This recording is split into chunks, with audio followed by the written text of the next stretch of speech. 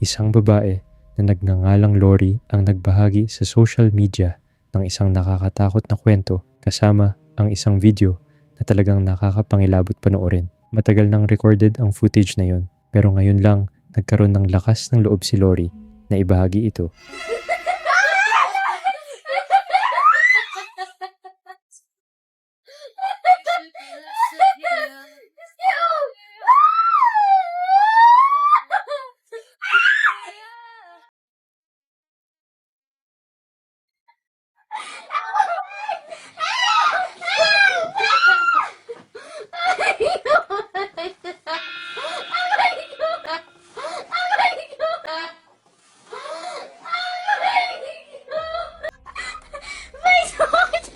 Biglang lumitaw sa likod ng isa sa mga babae ang isang kamay na tila inaabot ang kanyang balikat. At ang pinaka nakakapagtaka sa lahat, parehong iginiit ng dalawang babae na silang dalawa lang ang nasa loob ng kwarto. Wala silang ideya kung paano napunta roon ang kamay na makikita sa footage.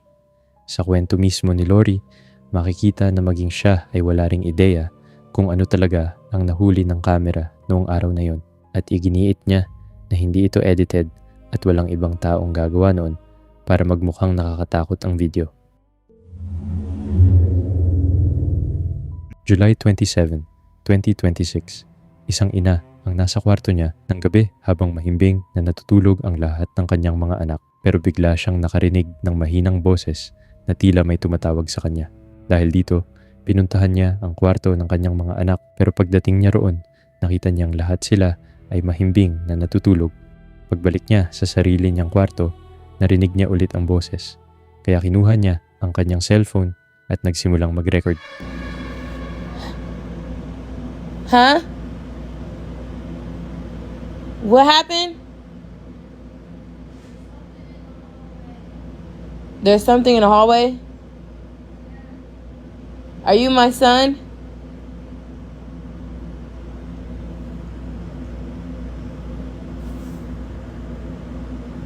Junior.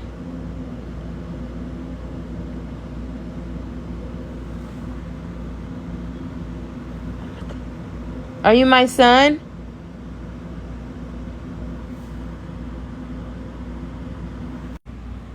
Junior? What do you need help with?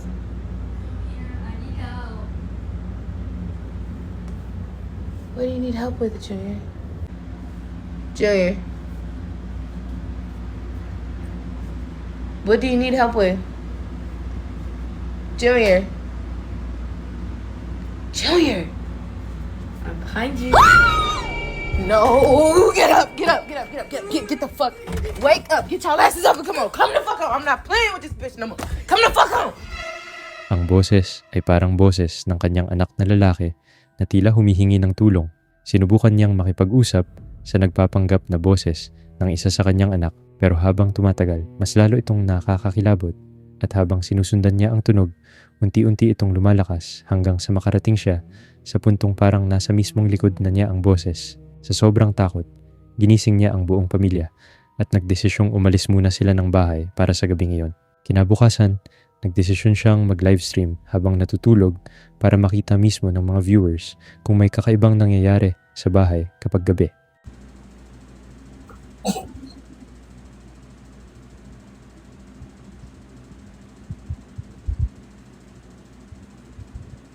I see you.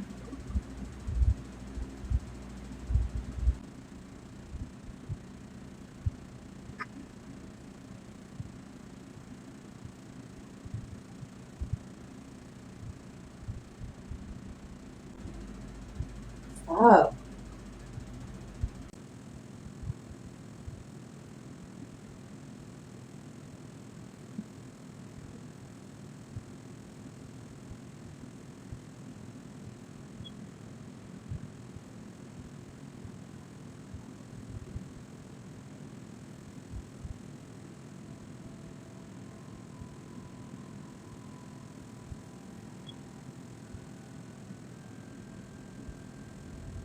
Madalas siyang biglang nagigising na hinihingal. Minsan naman, nagsasalita siya habang natutulog at nagsasabi ng mga bagay tulad ng I see you. Oh, stop. May mga pagkakataon din na bigla siyang nagtuturo sa taas habang tulog na para bang may nakikita siyang isang bagay na hindi nakikita ng ibang tao. Kaya ginawa niya ulit ang parehong livestream kinabukasan.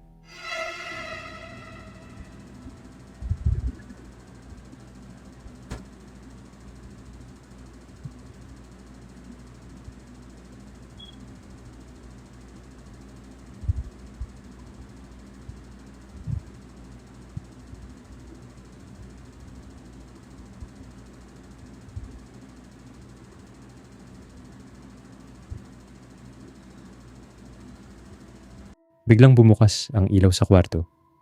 Pagkatapos nitong mamatay, umikot pa itaas ang kanyang mga mata habang natutulog. Pero hindi lang sa bahay niya nangyayari ang mga ganitong bagay. Nagtatrabaho rin siya sa isang nursing home para sa mga matatanda.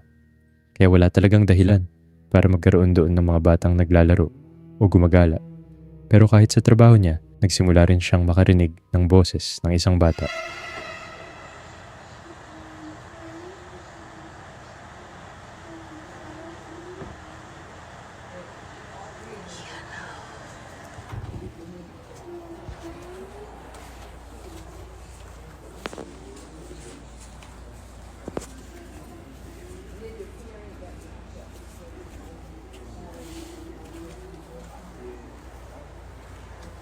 I'm hearing shit. Yeah, no. Ayon sa kanya, matagal nang nakakaranas ng mga kakaibang pangyayari ang ilan sa mga staff sa nursing home. Kaya ngayon, hindi na niya alam kung ang mga bagay na naririnig at nakikita niya ay nagsimula ba sa nursing home at sinundan siya pauwi o kung may nangyari muna sa bahay niya bago niya ito napansin sa trabaho. Dahil sa lahat ng nangyayari, plano na niyang lumipat ng bahay. Pero kung ano talaga ang dahilan ng mga kakaibang boses at pangyayaring ito, ikaw na ang bahalang humusga. Ang susunod na video ay mula sa isang Thai paranormal explorer na kilala bilang B. Isang gabi, nagsagawa siya ng solo investigation at nag-livestream mula sa loob ng isang abandonadong templo. Habang dahan-dahan niyang iniikot ang kamera at tinitingnan ang madilim na loob ng templo, bigla siyang may napansin na isang bagay sa dilim.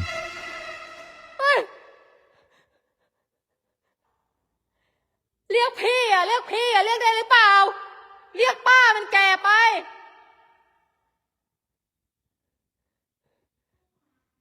เฮ้ยมึงได้ยินกูพูดไหมเนี่ยกูบอกให้เรียกพี่อะไอ้หนูเรียกเขาว่าพี่อะพอพานสลีมึงเรียกกูป้าอยู่นั่นแหละไอ้เด็กน่ารักไอ้เด็กน่ารัก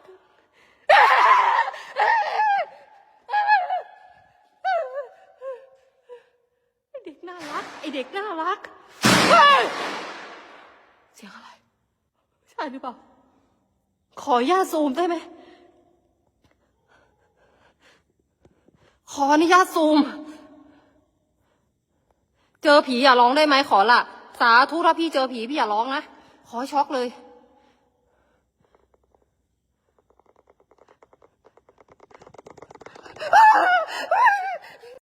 Sa malayo, makikita ang isang maliit na bata na tahimik lang na nakatayo. Habang unti-unting lumalapit si B, biglang may isa pang tao na tila hindi gumagalaw ang lumitaw malapit sa bata na parang mag-ina ang lumitaw. Nakasuot ito ng itim na damit at tahimik ding nakatayo sa dilim. Hanggang ngayon, nananatiling misteryo kung ano talaga ang nakita ni B sa loob ng abandonadong templo. Sa pagsapit ng gabi sa isang airsoft site sa Wales, United Kingdom, wala nang kahit sinong player sa lugar nung oras na yon. Pero may nakuhang kakaibang bagay ang security camera.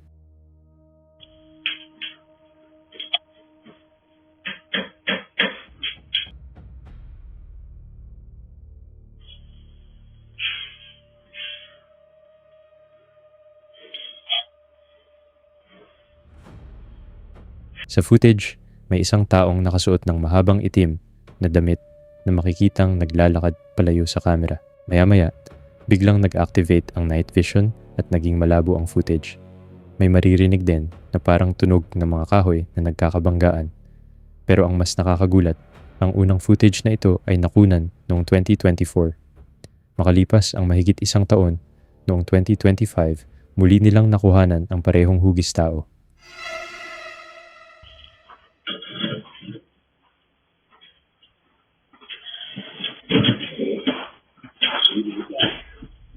May isang staff member na naglilinis ng lugar. Makikita sa footage na wala namang tao sa likod niya, pero bigla na lang lumitaw sa kaliwang bahagi ng frame ang isang taong nakasuot ng itim at naglalakad papunta sa kamera. May hawak itong tungkod habang naglalakad. Ang kakaiba, hindi man lang ito napansin ng staff member na nasa lugar or narinig man lang habang itong naglalakad dahil ayon sa footage, tila ang sahig ay lupa pa. At ayon sa may-ari, wala ring ibang tao sa site noong oras na yon.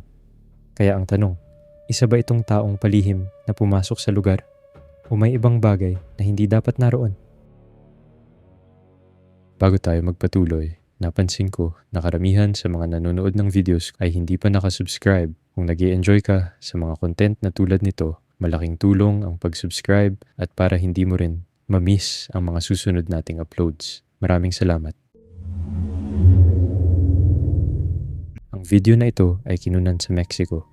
Sa recording, makikita ang isang babae at ang kanyang anak na babae na silang dalawa lang sa bahay. Gabi na nang maisipan ng ina na subukan ang isang kilalang Mexican spirit game na tinatawag na Sara Sarita. Sa larong ito, maghahagis ng mga barya habang paulit-ulit na binibigkas ang pangalang Sara Sarita sa isang madilim na lugar. Panooring mabuti. Sarita, Sarita, ¿mi esposo me es infiel? No. No. No. A ver. Sarita, Sarita. ¿Regina tiene novio? Varios. Tal vez. ¿Varios? Tal vez, Regina. ¿Qué onda? A ver, tú pregúntale algo, Regina. Sarita, Sarita, tengo novio. Ay, Regina. Tal vez. Sarita, Sarita. ¿Alguien de las que me tiene envidia? Como por... Ay, Regina, la tiras que sí. La quieres aventar hasta la otra cuadra. ¿Por qué no eres una niña normal? Sarita, Sarita. ¿Alguien de la escuela me tiene envidia?